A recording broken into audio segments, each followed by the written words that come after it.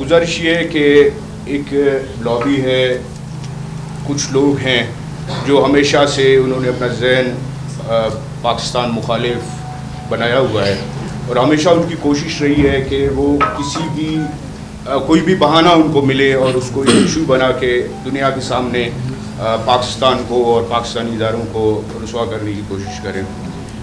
जीता जागता एक सबूत आप लोगों के सामने है।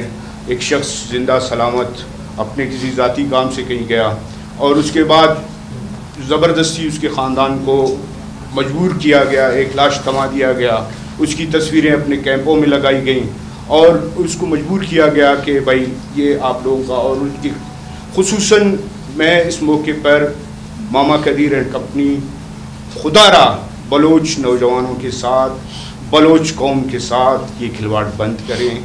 आप और आपकी जो कंपनी है जिस तरह बैरूनी ताकतों, हमसाया मुल्कों और हमारे दुश्मनों के कहने पर जो अपने मकासद हासिल करना चाह रहे हो, खुदारा हमारी माँओं बहनों को रोडों पे इस तरह न घिसवाएँ, हमारी माँ बहनों के साथ इस तरह ज़्यादतियाँ न करवाएँ।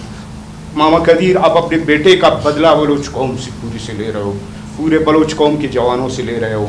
मैं आपसे गुजारिश करता हूँ, तमाम मीडिया से गुजारिश करता हूँ कि आप इन मामलात में हक़ाइक़ को देखा करें, हक़ाइक़ को छानबीन किया करें। उसके बाद कोई भी बात होती है, ज़ियारत ऑपरेशन कर्नल लईक का क्या कसूर था कि उसको इस तरह बेदर्दी से शहीद किया गया, उसके कज़न को शहीद किया गया, उसके बीवी बच्चों के सामने उसको उठाया गया। अगर कर्नल लईक दहशतगर्दों के लिए कोई जुडिशल कमीशन बनता है तो कर्नल लईक और तमाम शोधा के लिए भी जुडिशल कमीशन बनना चाहिए और तमाम शोधा के लिए जो पाकिस्तान की धरती के लिए, पाकिस्तान के परचम की सरबलंदी के लिए अपनी जानें कुर्बान की हैं, उनके लिए भी कमीशन बनने चाहिए। उनके लिए भी हमारे इदारे बाकायदा इक़दाम उठाएँ ताकि ये जो दहशतगर्द हमारे आस्ती के सांप बने हुए हैं, जो जिनके सरबराह बाहर मुल्क बैठे हुए हैं और यहाँ के हमारे मासूम जवानों के साथ खिलवाड़ खेल रहे हैं, ये सिलसिला बंद हो सके। बहुत मेहरबानी।